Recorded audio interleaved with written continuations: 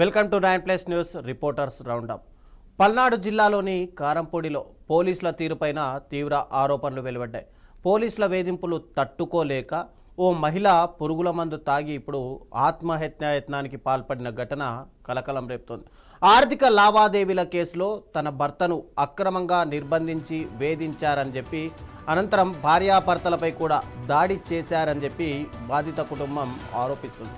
ప్రస్తుతం మహిళ ఆసుపత్రిలో చికిత్స పొందుతుంటే ఈ ఘటనపైన సమగ్ర విచారణ జరిపి న్యాయం చేయాలని చెప్పి బాధితులేమో ప్రభుత్వాన్ని కోరుతున్నారు. ఇక పోలీసులపై వచ్చిన ఈ ఆరోపణలు ఇప్పుడు నిజంగా చర్చనీయాంశంగా మారాయి.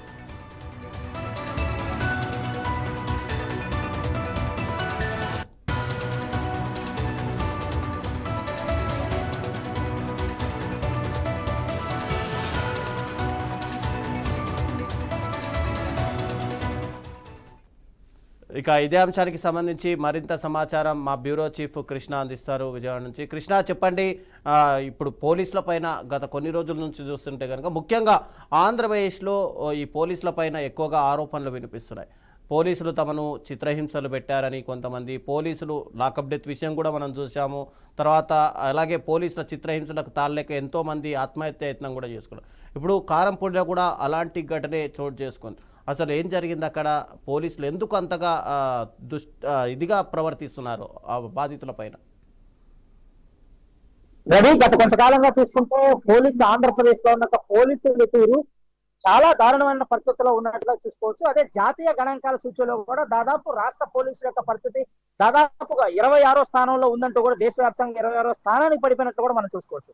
ప్రధానంగా పోలీసుల యొక్క తీరు ఇటు రాజకీయ కక్ష సాధింపులు వాటికి సహాయ సహకారం అందించడమే కాదు, బాధితుల పట్ల కూడా చాలా నిర్లక్ష్యంగా వ్యవహరిస్తున్నారంటూ కూడా పెద్ద ఎత్తున రూమర్లు అయితే వస్తున్నాయి. అదేవిధంగా ప్రత్యక్ష సాక్ష్యాలు కూడా మనకు కనిపిస్తున్నాయి రాష్ట్ర వ్యాప్తంగా కూడా. ఈ నేపథ్యంలోనే ఇటు ప్రతిపక్షాలు ఆరోపించడం ఒక ఎత్తు అయితే, సాక్షాత్తు ప్రజలు కూడా, అంటే ఏదైతే పోలీసుల పట్ల కూడా స్థానికంగా ఉన్న ప్రజలు కూడా చాలా విసుగెత్తి వేసారిపోయి కొంతమంది అయితే ఆత్మహత్య చేసుకుని వీడియోలు కూడా రిలీజ్ చేసిన పరిస్థితుల్లో మన నిత్యం ఆంధ్రప్రదేశ్ లో ఎదురవుతున్న సమస్య. ప్రధానంగా చూసుకున్నట్లయితే ఈ రోజు మరొక అటువంటి సంఘటన పల్నాడు కారంపూడి మనం గాదేవారి పల్లెలో జరిగిన సంఘటన అయితే మనం చూసుకోవచ్చు.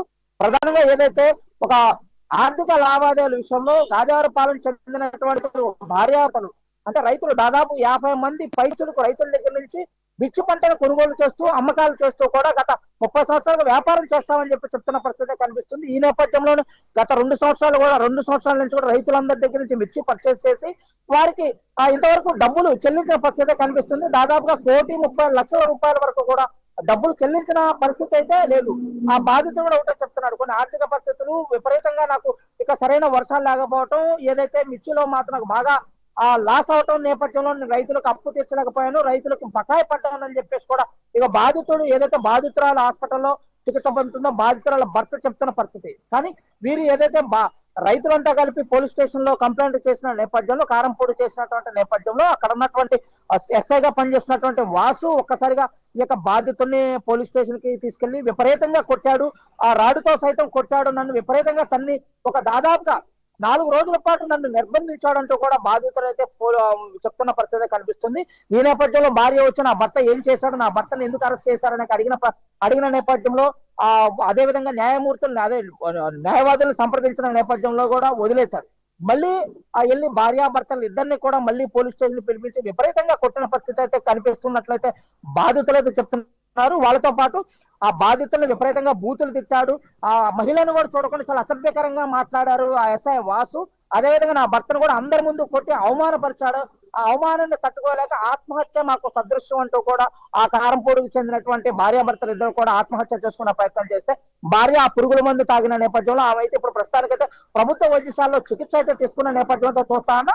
బాధితుల నుంచి అతను పూర్తి వివరాలు అడిగే ప్రయత్నం చేస్తే బాధితుడు ప్రధానంగా ఒకటే చెప్తున్నాడు, నన్ను వాసు అనే సబ్ ఇన్స్పెక్టర్ విపరీతంగా కొట్టడమే కాదు, నా భార్యను నా కళ్ళ ముందే చాలా నానా దుర్భాషలాడి కొట్టాడు. ఈ యొక్క అవమానాన్ని తట్టుకోలేక నా భార్య నేను కలిపి ఇద్దరం కదా ఆత్మహత్య చేసుకున్నాను. ఈ నేపథ్యంలో నా భార్య పురుగుల మందు తాగింది అంటూ కూడా ఆ మీడియా ముఖంగా చెప్పిన పరిస్థితి కనిపిస్తుంది.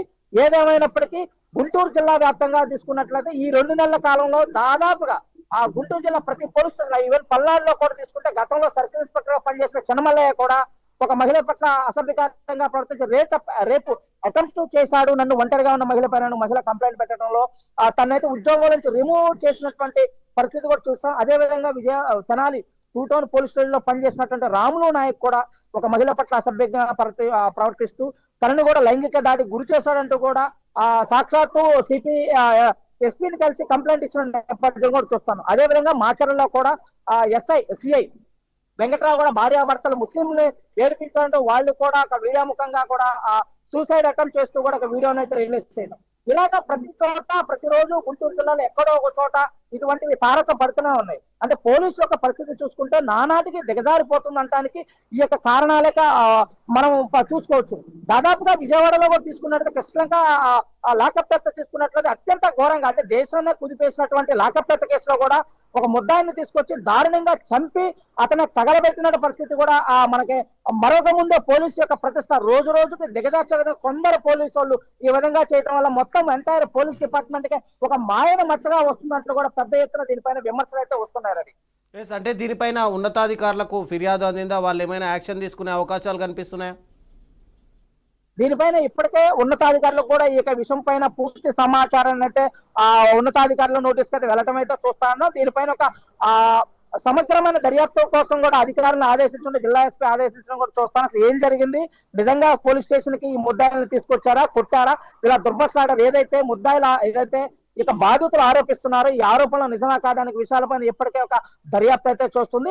ఒకవేళ దర్యాప్తులో కూడా నిజంగా ఆ వాసు అనే ఎస్ఐ గాని తన ప్రమేయం ఉంది అన్నట్లయితే కూడా తన పైన శాఖాపరమైన చర్యలు తీసుకుంటా ఉంటూ కూడా ఉన్నతాధికారులు చెప్తున్న పరిస్థితి కనిపిస్తుంది. ఎస్, అంటే ఇప్పుడు ఆల్రెడీ చూసుకుంటే కనుక విజయవాడ లాకప్ డెత్ విషయంలో కావచ్చు, తర్వాత వేరే కేసుల విషయంలో కావచ్చు, ఆల్రెడీ కేంద్రం నోటిఫికేషన్ ఇచ్చింది. ఆల్రెడీ కేంద్రమే జాబితా రిలీజ్ చేసింది.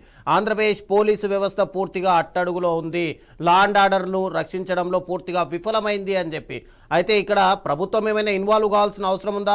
అసలు హోంమంత్రి దీనిపైన ఎందుకు సమీక్ష చేయట్లేదు?